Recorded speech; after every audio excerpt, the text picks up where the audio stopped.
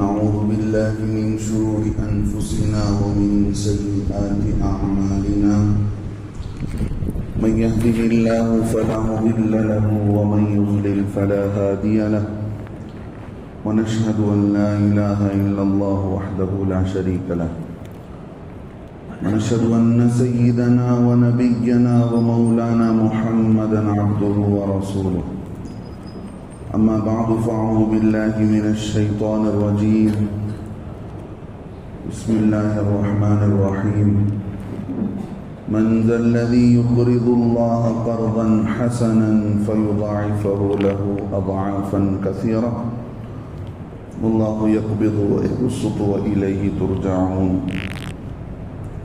صدق الله العظيم وقال نبينا صلى الله عليه وسلم إذا مات الإنسان انقطع عنه عمله إلا من ثلاثة أو صدقة جارية أو علم ينتفع به أو ولد صالح يدعو له أو كما قال صلى الله عليه وسلم. بزرگان دین، بھائیوں، دوستوں، یہ کائنات جو ہمیں نظر آ رہی ہے، جس کے حصے کے ہم مالک ہیں، مختار ہیں، وہ کائنات حقیقت میں اللہ کی ملکیت ہے اور اللہ نے ہمیں دے رکھا ہے. چاہے ملکیت کسی مسلمان کی ہو کہ غیر کی ہو، اس کا قبضہ اللہ کا ہے. اور ایمان والوں کے حق میں اللہ کا یہ اعلان ہو چکا ہے کہ ملکیت جو تمہیں نظر آتی ہے کسی بھی شکل میں کیوں نہ ہو، یہ ملکیت اللہ نے تمہارے لیے جنت کے بدلے میں خرید لیا ہے. یہ جان و مال بک چکا ہے، اس کا بکاؤ، اس کی بولی لگائی جا چکی ہے. اب اس کی قیمت ہم کیا ادا کرتے ہیں، اللہ یہ دیکھ رہے ہیں. بہر صورت یہ مال اور یہ دنیا کی چیزیں ہمارے پاس امانت کے طور پر رکھی گئی ہیں اور اس حقیقی مالک کو ہمیں لوٹانا ہے، اور اس مالک نے اس امانت کو کیسے استعمال کرنا ہے وہ بھی طریقہ بتایا ہے، اور اس طریقے کو ہم کتنا ادا کرتے ہیں، اس کا کتنا لحاظ کرتے ہیں، اس کا بھی ہم سے حساب و کتاب ہونا ہے.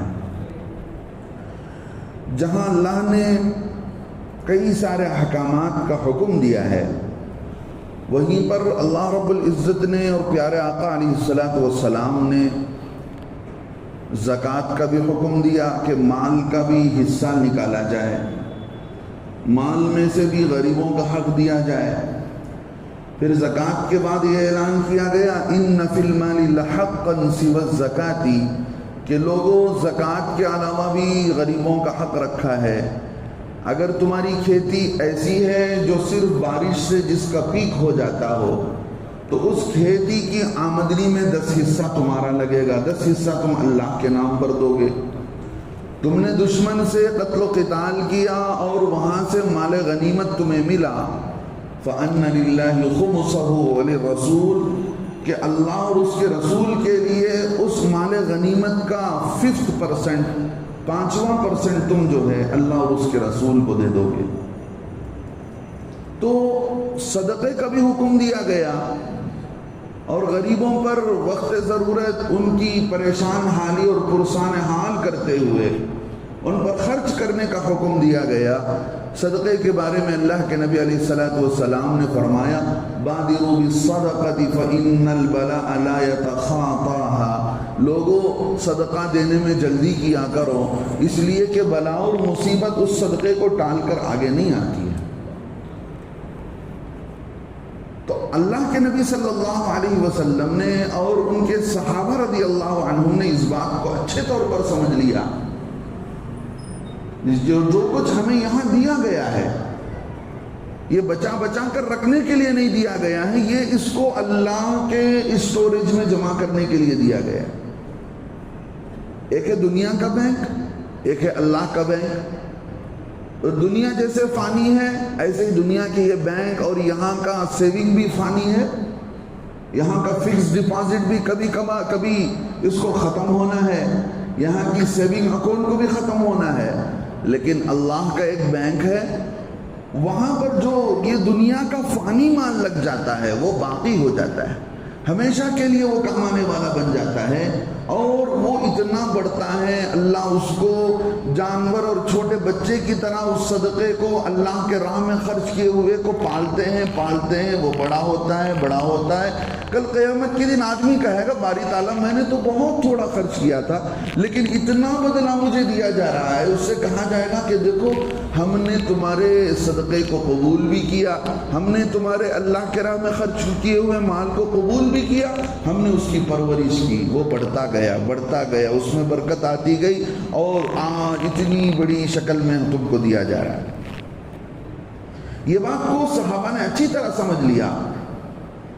اللہ کے نبی علیہ السلام کی مجلس ہے، بیٹھے ہوئے ہیں، ایک آیت حضرت جبرائیل امین لے کر آتے ہیں، اے اللہ کے نبی علیہ السلام آپ اس آیت انہیں پڑھ کر سنائیے، بسم اللہ الرحمن الرحیم، من ذا الذی یقرض اللہ قرضا حسنا، کون ہے جو اللہ کو قرض حسنا دے؟ اللہ قرض پوچھتا ہے، اللہ کو قرض حسنا دے، قرضا حسنا فیضاعفہ لہ اضعافا کثیرا، تو اللہ کیا کریں گے؟ اس کا ڈبل نہیں، اس کا ٹریبل نہیں، اس کو کئی گنا بڑھا کر دیں گے۔ کتنا پرسنٹیج بڑھائیں گے اللہ کے علم میں ہے، وہ آدمی کی سچی نیت پر موقوف ہے، آدمی جتنی سچی نیت سے دے گا اور اللہ کے ہاں اس کے دیے ہوئے کو جس پرسنٹ سے قبول کیا جائے گا اتنے پرسنٹ سے اس کو اللہ رب العزت بڑا بنا کر پیش کریں گے۔ اللہ کے نبی علیہ السلام کے سامنے ایک صحابی آ کر بیٹھ گئے، اللہ کے نبی علیہ السلام میرے پاس 2 باغ ہیں، کھجور کے 2 باغ ہیں۔ اللہ کے نبی علیہ السلام نے آیت پڑھ کر سنائی کہ اللہ کو قرض چاہیے، قرض حسنہ چاہیے، اللہ دنیا میں تم سے قرض مانگتے ہیں تاکہ آخرت میں تمہیں اس کا بدلہ دیں۔ ایک صحابی آ کر بیٹھ گئے، اللہ کے نبی علیہ السلام آپ میرے دونوں باغ قبول کر لیجئے، کھجور کے دونوں باغ قبول کر لیجئے۔ اللہ کے نبی علیہ السلام نے فرمایا نہیں، 2 باغ قبول نہیں کیا جائے گا، 1 باغ قبول کروں گا۔ انہوں نے کہا کہ اللہ کے نبی علیہ السلام اگر 1 ہی باغ قبول کرتے ہیں تو جو سب سے زیادہ پھلدار ہے، جو سب سے زیادہ وہاں سے فصل مجھے آتی ہے کھجور کی فصل، وہاں پر تقریباً 600 یا 700 درخت لگے ہوئے ہیں، اللہ کے نبی علیہ السلام اسے قبول کر لیجئے۔ اللہ کے نبی علیہ السلام نے چھوٹے باغ کو آپ کی خدمت میں نہیں دوں گا، بڑے باغ کو آپ کے لیے میں رکھا۔ جب اللہ کے نام پر دینے کا نمبر آتا ہے ہمارا کیا جذبہ آتا ہے، اور وہ لوگ کیسے تھے؟ جو بہتر ہوتا تھا وہ اللہ کے نام پر دیتے تھے۔ ہمارا حال مری ہوئی بکری اللہ کے نام پر دی جاتی ہے، شادی کا بچا ہوا کھانا مدرسوں کو دیا جاتا ہے، بچا ہوا کھانا غریبوں کو دیا جاتا ہے۔ پڑوس میں مدرسہ ہے، قرآن پڑھنے والے طلباء ہیں، کیا ہی بہتر ہوتا 5-10 کلو آپ ملا کر بنا لیتے؟ نہیں، بچ جائے گا تو مدرسہ یاد آئے گا، امام صاحب یاد آئیں گے، فلانے یاد آئیں گے، غریب یاد آئے گا، یہ حال ہمارا۔ ابھی اللہ کے نبی علیہ السلام کی مجلس میں بات ہوئی، اللہ کے نبی علیہ السلام نے کہا ٹھیک ہے بڑے باغ کو میں لے لیتا ہوں۔ اٹھے، جا کر بچوں سے کہا، ان کے ہاتھ میں کھجور تھے، وہ اسی بڑے باغ میں بیٹھے ہوئے تھے، بچوں سے کہا کہ اب یہ ہمارا نہیں ہے، یہاں سے نکلو، یہ باغ اب ہمارا نہیں رہا، نکلو یہاں سے۔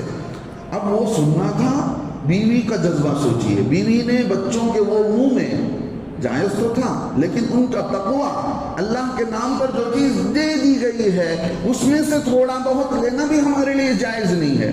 جو مال اللہ کا ہے وہ اللہ کو پہنچ کر رہے گا، بہانے بازی کر کے ہم اس کو اپنے جیب میں جمع نہیں کر لیں گے۔ بچوں کے منہ میں جو کھجور تھا، بیوی نے منہ میں ڈال کر، انگلی ڈال کر وہ کھجور تک نکال دیا۔ تفسیر کی کتابوں میں لکھا ہے، اس آیت کی تفسیر میں، وہ کھجور تک اللہ کے نبی علیہ السلام کی خدمت میں پیش کیے گئے۔ اللہ کے نبی علیہ السلام جب میں نے نیت کر لی، اس نیت کے بعد میرے بچوں کے ہاتھ میں جو کھجور تھے وہ بھی میں اللہ کے نام پہ دے رہا ہوں۔ کیسے لوگ تھے، کیسے لوگ تھے! یہ تھے ہمارے لیے گائیڈ لائن، ان کی زندگی ہمارے لیے رول ماڈل تھی، یہ ہمارے لیے ہیرو تھے۔ آج ہمارا نوجوان کس کو ہیرو بنایا ہوا ہے؟ میں اپنے ٹاپک سے ہٹ جاؤں گا. مجھے یہ کہنا ہے اسلام جب سے آیا اس زمانے سے اللہ کے نام پر اپنی ملکیت کو وقف کر دینا یہ شروع زمانے سے رہا. اللہ کے نبی علیہ السلام نے مسجد قباء کی زمین خریدی, اس کو اللہ کے نام پر وقف کیا. غزوہ احد ہوا, اس موقع پر 6 باغ تھے. اس موقع پر ایک یہودی تھا جس کا نام خویرق لکھا گیا اس طرح سے. وہ باغ بھی اللہ کے نبی صلی اللہ علیہ وسلم سے اس نے کہہ دیا اگر میں مر جاتا ہوں غزوہ احد میں تو یہ باغ بھی محمد صلی اللہ علیہ وسلم کے حوالے کر دیے جائیں. تو وہ 6 باغ ان کے اللہ کے نبی علیہ السلام کے حوالے کیا گیا. اللہ کے نبی علیہ السلام نے فرمایا اس کا مالک بڑا ہی اچھا انسان تھا, کاش کے ایمان قبول کر لیتا. تو اس زمانے سے ہی وقف کرنے کا عمل شروع ہوا. وقف کسے کہتے ہیں؟ آپ اپنی ملکیت کو اللہ کو دے کر اللہ کے نام پر قرض دے دیتے ہیں, اس کا بدلہ آپ کو مرنے کے بعد دیا جاتا ہے, اور اس کے بدل میں اللہ رب العزت آپ کو کیا کچھ دیں گے آپ کو اندازہ نہیں ہوگا. یہ وقف کہلاتا ہے. کوئی بھی چیز زمین کی شکل میں, عمارت کی شکل میں, کھیتی کی شکل میں, چیزوں کی شکل میں, پیسوں کی شکل میں. حضرت عمر رضی اللہ عنہ کو خیبر سے ایک جگہ ملی تھی, انہوں نے اس کو بھی اللہ کے نام پر دے دیا. صحابہ رضی اللہ عنہم کے قصے مشہور ہیں, انہوں نے اپنے زمین کو کیسے اللہ کے نام پر دیا. اللہ رب العزت یہ کلام ایک جگہ فرماتے ہیں لوگوں تم نے صرف یہ نیکی سمجھ رکھی ہے کہ بھئی قبلے کی طرف رخ کرو, نماز پڑھو. لیس البر ان تولوا وجوہکم قبل المشرق والمغرب. چونکہ قبلہ اس زمانے میں تبدیل ہوتا رہا. کبھی اللہ کے نبی علیہ السلام نے بیت اللہ کی طرف قبلہ کر کے نماز پڑھی, پھر اللہ کو امتحان لینا مقصود تھا تو پھر قبلہ بدلا, بیت المقدس کی طرف حکم ہوا تو اس کی طرف رخ کر کے نماز پڑھی. اللہ فرماتے ہیں صرف یہ نیکی نہیں ہے کہ تم مشرق کی طرف منہ کر کے نماز پڑھو کہ مغرب کی طرف منہ کر کے نماز پڑھو. لیس البر ان تولوا وجوہکم قبل المشرق والمغرب. لیکن نیکی کیا ہے؟ اللہ رب العزت گناتے ہیں من آمن باللہ والیوم الآخر والملائکتی, جو اللہ پر ایمان لائے, آخرت پر ایمان لائے, والملائکتی والنبیین, فرشتوں پر ایمان لائے اور نبیوں پر ایمان لائے.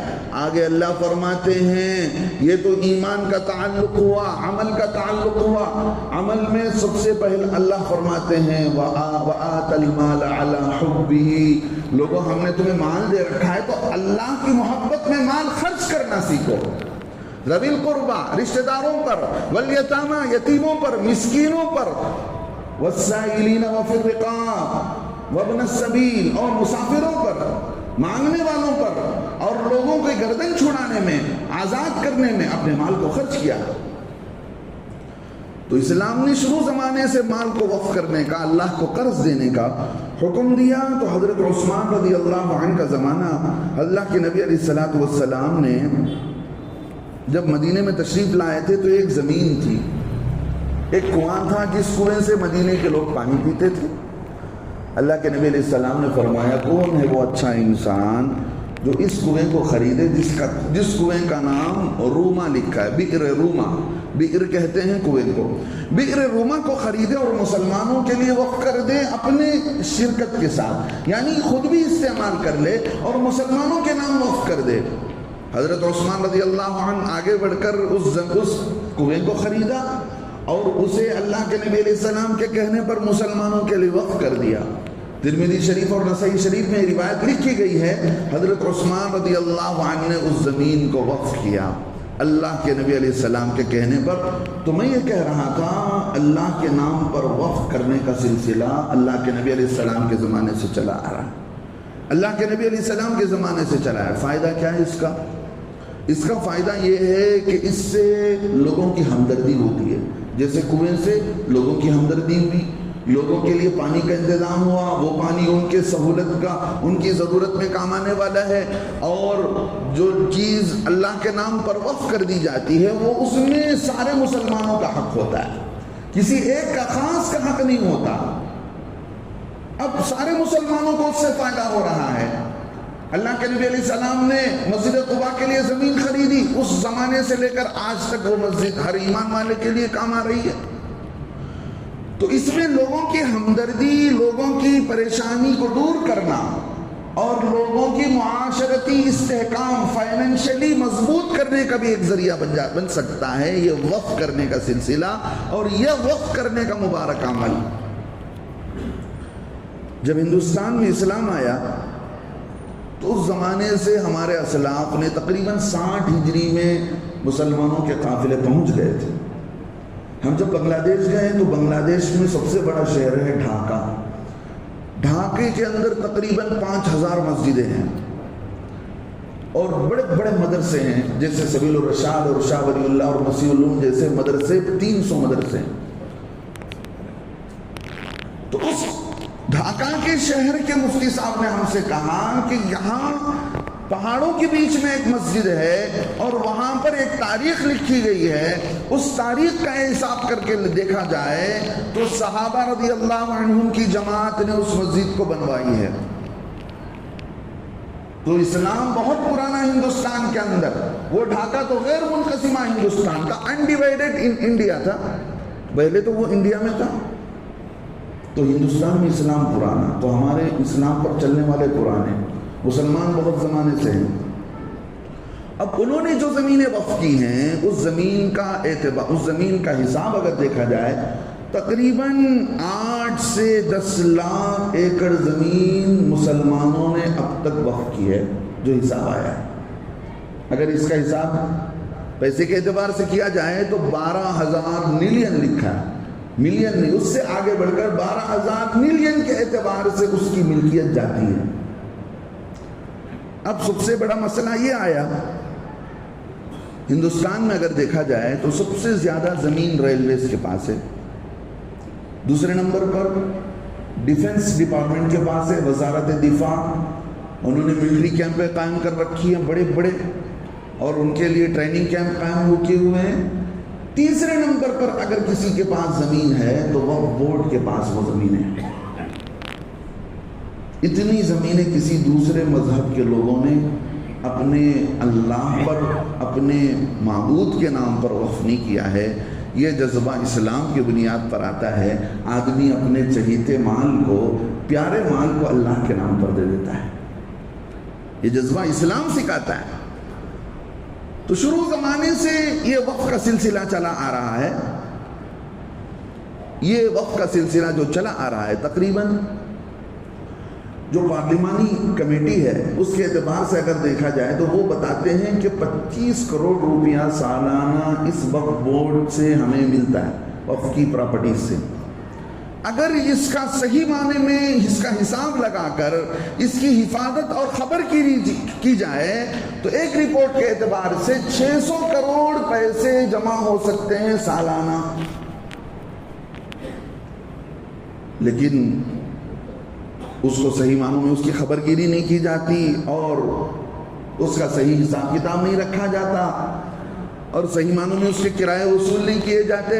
مسجدوں کے نام پر بڑی بڑی زمینیں ہیں، دکانیں ہیں، بڑے بڑے مالز بنے ہوئے ہیں ہندوستان بھر کے اندر، لیکن اس انگریز کے زمانے سے جو سب سے پہلے وقف ایکٹ بنا 1923 میں، اور اس زمانے سے لے کر آج تک انگریزوں سے وراثت کے طور پر، باپ دادا کی جو وراثت ہوتی ہے بچوں کو ملتی ہے، تو انگریز کے یہ وارث جنہوں نے انگریز سے لوٹنا، کھسوٹنا، بے ایمانی اور ڈیوائیڈڈ اینڈ رول کی جو پالیسی انگریزوں سے ان لوگوں نے سیکھی، ہمارے برادران وطن کہہ لیجیے ان کو، تو آج بھی وہی روایات جو انگریز کے زمانے میں مسلمان بادشاہوں نے جو وقف کر رکھے تھے درگاہوں کے نام پر، مساجد کے نام پر، مدارس کے نام پر، عاشور خانوں کے نام پر، تو انگریز نے اس کو قبضہ کیا، من مانی کیا اور اس کو ناجائز قبضہ کر کے فلاں کے نام میں دیا، فلاں کو دیا۔ تو وہی روایت آج بھی چلی آ رہی ہے، وہی چیز آج بھی چلی آ رہی ہے، نہ اس کی حفاظت کی جاتی ہے، نہ اس کو صحیح معنوں میں بچایا جاتا ہے، اور جو ہے مشکل سے اگر دیکھا جائے تو آج 80% جو انکم ہوتا ہے وقف سے، تو وہ انکم یا تو جن لوگوں نے ناجائز قبضہ کر رکھے ہیں ان کے ہاتھوں میں جا رہا ہے یا حکومت کے ہاتھ میں جا رہا ہے. 80% میں 100% میں سے 20% صرف وقف بورڈ کو مل رہا ہے. وقف بورڈ کو مل رہا ہے. 80% وہ کسی اور کو جا رہا ہے. یا تو حکومت کے لوگ قبضے میں بٹھائے ہوئے ہیں یا دوسرے جنہوں نے اپنا ناجائز قبضہ جمع رکھا. یہ ناجائز جو قبضہ کیا جا رہا ہے یہ کئی جگہ میں ہریانہ کے اندر کئی سب سے زیادہ وقف زمینیں جو ہریانہ کے اندر اور پنجاب کے اندر تھی جس کا ناجائز قبضہ کیا گیا. اس لیے کہ جب انڈیا ڈیوائیڈ ہوا مسلمان پڑوس ملک کو گئے تو انہوں نے اپنی ساری زمینیں چھوڑی. مدد مسجد کے نام پر جو زمینیں تھیں, درگاہوں کے نام پر جو زمینیں تھیں, سب چھوڑ چھاڑ کے چلے گئے اور وہاں جو لوگ تھے اور جو لوگ وہاں سے یہاں آ کر بسے ان لوگوں نے قبضہ کر لیا. اور اسی طرح گجرات کا علاقہ ہوا, مدھیہ پردیش کا علاقہ ہوا, ہریانہ کا علاقہ ہوا. ملک بھر کے اندر وقف زمینوں پر ناجائز قبضہ کرنے والے آج بھی موجود ہیں. مہاراشٹر کے اندر بھی ہے اور اسی طرح تلنگانہ کے اندر بھی ہے. تلنگانہ کا جو علاقہ ہے حیدرآباد کا علاقہ چونکہ نوابوں کا تھا اور اس زمانے میں ہی پاکستان کی گورنمنٹ نے چاہا تھا کہ بھئی جس طرح بنگلہ دیش بعد میں انہوں نے لیا, اس سے پہلے انہوں نے سوچا کہ بھئی حیدرآباد ہمارے کنٹرول میں آ جائے. جب انڈیا گورنمنٹ نے نہیں مانا تو انہوں نے بنگلہ دیش کو اپنے کنٹرول میں لے لیا اور اوپر کے راستے سے جا کر وہاں حکومت کرتے تھے. زمینی اعتبار سے تو وہ ملا ہوا نہیں تھا. اب تلنگانہ کے اعتبار سے دیکھا جائے تو 70 پر 7,538 ایکڑ زمینیں وہاں پر موجود ہیں. تو اس میں اگر جو جہاں پر لڑائی جھگڑے ہو رہے ہیں وہ تو بے شمار زمینیں جو وقف بورڈ کے کنٹرول میں ہے اس کا اگر حساب لگایا جائے تو تقریباً 16,000 ایکڑ زمینیں ایسی ہیں جو پرابلم سے اور جو ہے ناجائز قبضے سے پاک ہیں. اس کا مطلب یہ ہوا 20% وقف بورڈ کے کنٹرول میں, بقیہ سارا جھگڑے ہو رہے ہیں, وہاں پر پرابلمز چل رہے ہیں اور ناجائز قبضے کیے ہوئے ہیں. اب جب یہ معاملہ ہوتا ہے تو ناجائز قبضہ غیروں کا ہی نہیں اپنوں کا بھی ہے. ناجائز قبضہ اپنے مسلمانوں کا بھی ہے. مسلمان خالی نہیں کرتا زمین کو. مسجد والے چاہتے ہیں, ادارے والے چاہتے ہیں بھئی خالی کرو, نہ خالی کرتے ہیں, نہ کرایہ بڑھاتے ہیں, ناجائز قبضہ جمع رکھا ہے. گویا گورنمنٹ پراپرٹی سمجھ رکھی ہے اور آسانی کے ساتھ اس پر جمائے ہوئے بیٹھے ہیں. ذرا برابر ڈر نہیں ہوتا اللہ کا. جب ایسی صورت آتی ہے تو جو میں نے تلنگانہ کا شمار بتایا تو وہاں کے اعتبار سے 50 سے 70 لاکھ کی آمدنی ہو رہی ہے. حالانکہ سوچیے آپ 70 پر 7,238 ایکڑ زمین جو پھیلی ہوئی ہے, اتنی بڑی زمین کی آمدنی جو آ رہی ہے صرف 50 لاکھ روپے آ رہی ہے. اندازہ کریں جب سب سے پہلے وقف ایکٹ بنا, اس لیے یہ مسئلہ میں آپ کے سامنے اس لیے رکھ رہا ہوں, پچھلے 8 تاریخ کو جو وقف ایکٹ پیش کیا گیا پارلیمنٹ کے اندر, یہ وقف کا معاملہ ٹوٹلی ہمارا معاملہ ہے, اسلام کا معاملہ ہے, دین کا معاملہ ہے. قرآن و حدیث کو نچوڑ کر, قرآن و حدیث کو سامنے رکھ کر جو دین لکھا گیا, اسلام جو سمجھایا گیا, اسلام کو ایکسپلین کیا گیا. آپ کوئی بھی فقہ کی کتاب اٹھا کر دیکھیں, چاہے فقہ حنفی ہو, فقہ مالکی ہو, فقہ شافعی ہو, فقہ حنبلی ہو, ان چاروں فقہ کے اندر آپ کو ایک الگ سے کتاب ملے گا, کتاب الوقف. یعنی کوئی چیز اللہ کے نام پر دے دی جاتی ہے, اب شریعت میں اس کے لیے کیا حکم ہے, اللہ کے نبی علیہ السلام نے جو باتیں فرمائی ہیں ان باتوں کی روشنی میں احکامات بیان کیے گئے, گائیڈ لائن بتائے گئے. تو اس کا مطلب یہ ہوا کہ یہ ایسا ہی نہیں کہ اندھے طریقے سے جس کو جو سمجھ میں آیا اس کو ویسے استعمال کر لے. انگریزوں کے زمانے میں جیسے میں نے کہا 1923 میں وقف ایکٹ بنا, پھر اس میں امینڈمنٹ ہوا 1950 پر 4 میں آزادی کے بعد, پھر اس کے بعد جو ایکٹ بنا 1960 پر 4 میں ایکٹ بنا, پھر اس کے بعد پھر امینڈمنٹ ہوتے گئے, پھر 69 میں, پھر 95 میں, پھر اسی طرح جو ہے 2010 میں, پھر 2013 میں. یہاں پر امینڈمنٹ ہوتے چلے گئے. ایک نیا امینڈمنٹ جو اس وقت پیش ہوا ہے یہ 8 اگست 2024 میں پچھلے دنوں جو پیش کیا گیا ہے یہ اتنا نقصان کرنے والا ہے اور مسلمانوں کی یہ پراپرٹیز جو اوقاف کی ہے اس کو اتنا ڈیمیج کرنے والا ہے. گویا ہمارے مسجدوں کو نعوذ باللہ کل کے دن ہم سے چھین لیا جائے گا, ہمارے مدرسوں کو ہم سے چھین لیا جائے گا, ہماری وقف پراپرٹیز کو ہم سے لے لیا جائے گا. ایسا امینڈمنٹ بل انہوں نے پاس کیا ہے. جتنے میں نے گنا ہے کہ 2000 اتنے کئی سالوں میں جو امینڈمنٹ بل پاس ہوئے, کسی بھی سال میں ایک ایسا ٹوٹل کمپلیٹ ایسا امینڈمنٹ بل پاس نہیں ہوا جس سے وقف بورڈ کی وقف پراپرٹیز کی ٹوٹلی سیونگ کی جا سکے. یعنی جن لوگوں نے ناجائز قبضہ کر رکھا ہے ان سے وقف پراپرٹی لینے کی شکل میں, کرایوں کو وصول کرنے کی شکل میں, اور جو ہے اللیگلی طور پر جن لوگوں نے قبضہ کر رکھا ہے اس کو کوئی ایسا امینڈمنٹ بل نہیں بنا جو ٹوٹلی طور پر وقف بورڈ کی حفاظت اور وقف پراپرٹیز کی حفاظت کا کام کیا گیا ہو. لیکن اس کے باوجود جتنا ہے وہ موجود ہے, لیکن جو ہے اس کو بھی پورے طور پر ختم کرنے کی کوشش کی جا رہی ہے. وہ کیا ہوا؟ وہ یہ ہوا کہ بھئی 8 تاریخ کو ایک امینڈمنٹ بل پاس ہوا وقف بورڈ کے لیے, لیکن اس میں جو باتیں لکھی گئی تھی اپوزیشن نے سخت خلاف اس کے آوازیں اٹھائی. تو پہلی مرتبہ سلیکٹ کمیٹی کے حوالے انہوں نے کیا اور کہا کہ یہ سلیکٹ کمیٹی جو فیصلہ کرے گی اس کے بعد ہم اس کو.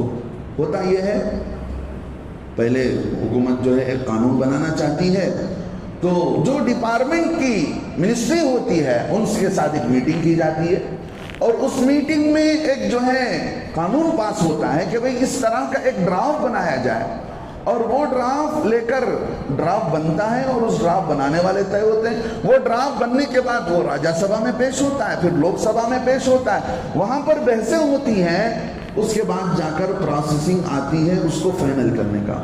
لیکن شروع میں ہی راجیہ سبھا کے اندر ہی اس کو بالکل اپوز کیا گیا اور وہ سلیکٹ کمیٹی کے حوالے کی گئی. لیکن اس کے اندر کیا نقصانات ہیں وہ آپ سنتے جائیں, بہت ہی مختصر انداز میں آپ کو پیش کروں گا کہ اگر اس موقع پر ہم نے بیداری کا ثبوت نہیں دیا, پورے ملک سے یہ آواز ہونی چاہیے, اپوزنگ ہونی چاہیے کہ وقف بورڈ یہ مسلمانوں کا حق ہے. 1954 کے ایکٹ میں مسلمان یہ بات لکھی گئی ہے کہ بھئی دیکھو وقف بورڈ کی آمدنی کا استعمال شریعت کے قانون میں جو لکھا گیا ہے اس کے اعتبار سے کیا جائے گا.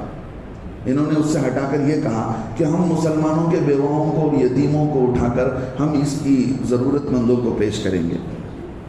وہ کہاں پیش کرنا ہے, کہاں نہیں پیش کرنا ہے, ہمارے دین میں لکھا ہوا ہے, آپ کے بتانے کی ضرورت نہیں ہے. لیکن اس کے درپردہ کیا ہو رہا ہے؟ اس کے درپردہ یہ ہو رہا ہے, پہلے نمبر پر یہ بتا رہے ہیں کہ بھئی جو نو مسلم 5 سال اگر اسلام میں پرانا نہیں ہوا, اس سے پہلے وہ اگر وقف کرتا ہے تو اس کے وقف کو مانا نہیں جائے گا.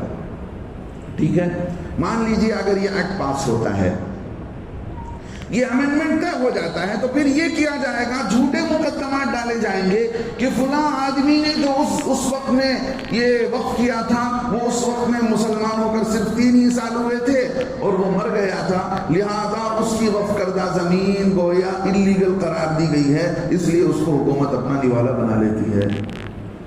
ٹھیک ہے, تو ایک تو انہوں نے یہ غلط طور پر فیصلہ کیا, اور دوسرا فیصلہ یہ کیا کہ جو بھی چاہے ملک کے اعتبار سے جو کمیٹی بنتی ہے, وقف بورڈ کی جو کمیٹی بنتی ہے, چاہے دلی کی سرکار جو بناتی ہے, انڈیا گورنمنٹ جو بناتی ہے, اور اسٹیٹ گورنمنٹ جو بناتی ہے, اس کے سارے ممبرز اور اس کے سارے آفیسرز, چیف ایگزیکٹو جو بھی ہوتے ہیں وہ مسلمان ہی ہوتے ہیں, دوسروں کو نہیں بنایا جاتا. حتیٰ کہ وقف بورڈ منسٹر بھی مسلمان کو بنایا جاتا ہے. لیکن اب انہوں نے یہ کیا کہ بھئی چیف ایگزیکٹو آفیسر جو ہوگا وہ غیر مسلم ہوگا, چاہے وہ انڈیا گورنمنٹ سے بنایا جائے وقف بورڈ کمیٹی, چاہے وہ اسٹیٹ گورنمنٹ بنائے. دوسرے نمبر پر اور جو لوگ ممبر ہوں گے ان ممبران میں سے 2 ہندو ممبر ہوں گے. اب میں ان سے یہ پوچھا جائے کہ بھئی ہندو جو وقف بورڈ کی جو پراپرٹی ہے یا سکھ وقف بورڈ کی جو پراپرٹی ہے, جنہوں نے جو وقف کر رکھا ہے, ان کی اپنے اپنے مذہب کے طور پہ جنہوں نے طے کر رکھا ہے کہ بھئی دوسرے لوگ نہیں آئیں گے. لیکن مسلمانوں کے وقف بورڈ کے اندر غیر مسلموں کو لا کر داخل کرنا، اور وہ بھی چیف ایگزیکٹو آفیسر کے طور پر، آپ سمجھ سکتے ہیں کہ وہ کوئی بھی فیصلہ کرے گا اور کسی بھی زمین کو ہڑپنے کی آسانی سے کوشش کر لے گا۔ اب تو ظلم بڑھتا جا رہا ہے۔ اس اعتبار سے دیکھا جائے تو اچھا، تیسرے نمبر پر انہوں نے ایک بات یہ رکھی ہے کہ جو بھی زمین اللیگل ہے، جس کے بارے میں جھگڑا چل رہا ہے، یہ کہہ رہا ہے میرا، وہ کہہ رہا ہے میرا، اب یہ دونوں جائیں گے یا تو وہ ڈسٹرکٹ مجسٹریٹ کے پاس، ڈی ایم جس کو کہتے ہیں، یا یہ جائیں گے ڈسٹرکٹ کلکٹر کے پاس۔ اب کلکٹر کو وہ اختیار ہوگا، وہ جو فیصلہ جس کے حق میں کرے گا وہ اس کی زمین سمجھی جائے گی۔ اس سے پہلے کیا ہوتا تھا؟ اس سے پہلے یہ ہوتا تھا کہ وقف بورڈ کے اندر ہی ایک کورٹ ہوتا تھا اور اس کی میں ایک سلیکٹ کمیٹی تھی، وہ لوگ وہاں پر بیٹھ کر دونوں کے جھگڑوں کو سنتے تھے، وہاں پر فیصلہ ہوتا تھا۔ اب وہ جو ایک کمیٹی بیٹھ کر فیصلہ لیتی تھی، وہ ایک کمیٹی کا فیصلہ کو ایک فرد کو دیا جا رہا ہے کہ بھئی ڈسٹرکٹ مجسٹریٹ کا آدمی کوئی فیصلہ کر دے گا یا کلکٹر فیصلہ کر دے گا۔ گویا صاف طور سے یہ نہیں کہہ رہے ہیں کہ ہم مسلمانوں کے وقف بورڈ کو ہڑپ کر رہے ہیں، وقف املاک کو ہڑپ کر رہے ہیں، بلکہ ایک شاعر نے کہا نا، اسی کا شہر وہی مدعی وہی منصف، ہمیں یقین تھا ہمارا ہی قصور نکلے گا۔ اسی کا شہر وہی مدعی وہی منصف، ہمیں یقین تھا ہمارا ہی قصور نکلے گا۔ اب یہ حال ہے، اب جا کر ان لوگوں کے ہاتھ میں دیکھ کر بیٹھیں گے تو پتہ اندازہ نہیں کر سکتے آپ، پہلے سے ہی ہماری کئی زمینیں جا چکی ہیں، ہمارے وقف بورڈ کے املاک اور پراپرٹیز کو ڈیمیج کیا جا چکا ہے، ناجائز قبضے اس پر ہو چکے ہیں، اللیگلی طور پر اس پر ڈیمنیشن ہو چکا ہے۔ لیکن اب اگر یہ قانون بنتا ہے تو اس کے نقصانات کہاں تک پہنچا سکتے ہیں، اللہ حفاظت فرمائے۔ میرے دوست بزرگوں، یہ اس میں انہوں نے یہ شوشہ چھوڑ رکھا ہے کہ ہم بیواؤں کی مدد کریں گے، یتیموں کی مدد کریں گے۔ سب سے پہلے طور پر جو مسلمانوں کو کانسٹیٹیوشنل نے، انڈیا کے دستور نے جو آزادی دے رکھی ہے، آرٹیکل 14، 15 اور 25 اور 30 کے تحت، کہ کوئی بھی مذہب اپنے مذہب پر عمل کرنے میں وہ آزاد ہوگا، اور اس کی حفاظت کی، اس کی جائیداد، مذہبی چیزوں کی حفاظت اور ان کی عزت کا خیال رکھا جائے گا، اور اس پر ناجائز قبضہ نہیں ہوگا۔ جو قانونی طور پر ہمیں آزادی دی گئی ہے، اس آزادی پر کلہاڑی ماری جا رہی ہے، وہ آزادی ہم سے چھینی جا رہی ہے۔ سمجھ رہے ہیں؟ مسلم پرسنل لا بورڈ جو بنا، کیوں بنا؟ اسی لیے تو بنا کہ مسلمانوں کے قانون کے اعتبار سے، ان کے مذہب کے اعتبار سے ان کے لیے ایک پرسنل لا بنایا جائے۔ بہت سارے لوگوں کو معلوم نہیں ہے پرسنل لا کیا چیز ہے۔ ہمارے حیدرآباد کے بہت بزرگ تھے عاقل صاحب حسامی، وہ کہتے تھے ہمارے مسلمان اتنے بھولے بھالے ہیں، مسلم پرسنل لا کو کیا سمجھتے ہیں؟ شفیع اللہ، حبیب اللہ، ثناء اللہ کی طرح یہی بھی ایک پرسنل لا ہوگا۔ حالانکہ قانون بنایا گیا، اس میں ایک قانون کیا ہے؟ ہبہ کیا کہتا ہے؟ ہبہ یہ ہے کہ آپ زبانی طور پر کہتے ہیں کہ میں نے فلاں دکان میں نے مکہ مسجد کے لیے وقف کر دیا۔ قانون یہ کہتا ہے، مسلم پرسنل لا بورڈ یہ کہتا ہے، وہاں اس وقت میں جو قانون پاس ہوا اس کی زبانی بات بھی، اس کی رضامندی قبول کی جائے، گویا اس نے دستخط کر دیا اور وہ چیز دے دیا۔ آپ زبانی بھی کہہ رہے ہیں یا لکھ کر دے رہے ہیں، اس کو ہبہ سمجھ لیا جائے کہ بھئی اس نے دے دیا ہے، یہ چیز فلاں کی ہو چکی ہے۔ لیکن انہوں نے اس قانون کے اندر اس ایکٹ کو بھی ختم کر دیا ہے، اس آرٹیکل کو بھی ختم کر دیا ہے۔ میرے دوستو بزرگوں، ٹوٹلی یہ مسلمانوں کو ڈیمیج کرنے کے لیے اور مسلمانوں کو نقصان پہنچانے کے لیے یہ بات انہوں نے اختیار کیا ہے۔ ہمیں بیدار رہنے کی ضرورت ہے کہ ہماری وقف زمینیں کیسی بچائی جا سکیں، اور جو ہمارے ہاتھوں میں ہیں اور اس کی کیسے صحیح طور سے حفاظت کی جا سکے۔ جیسے میں نے کہا کہ ہم مسلمانوں کا بھی بڑا قصور ہے، اس پر ہم نے ناجائز قبضے جمع کر رکھے کئی ہمارے مسلمان بھائیوں نے۔ آپ جا کر اندازہ کریں، شہر بنگلور کا سروے کر کے دیکھیں کہ کتنی مسجدوں کی زمینوں پر ہمارے مسلمان بھائیوں کا ناجائز قبضہ، یا صحیح طور سے کرائے دیتے ہیں، نہ صحیح طور سے مسجدوں کے اور اداروں کے حوالے کرتے ہیں۔ یہ ہماری ہی سستی اور غفلت کا نتیجہ ہے۔ اللہ رب العزت ایسے ظلم کرنے والوں کو ہم پر مسلط کرتے ہیں۔ اللہ سے معافی بھی مانگنا ہے، توبہ استغفار بھی کرنا ہے، اور اس وقف بورڈ کی حفاظت کے لیے ہم سے جو کہا جائے اس کے لیے ہمیں وہ حکمت عملی اور وہ آئیڈیالوجی اختیار کرنے کی ضرورت ہے۔ اللہ عمل کی توفیق نصیب فرمائے۔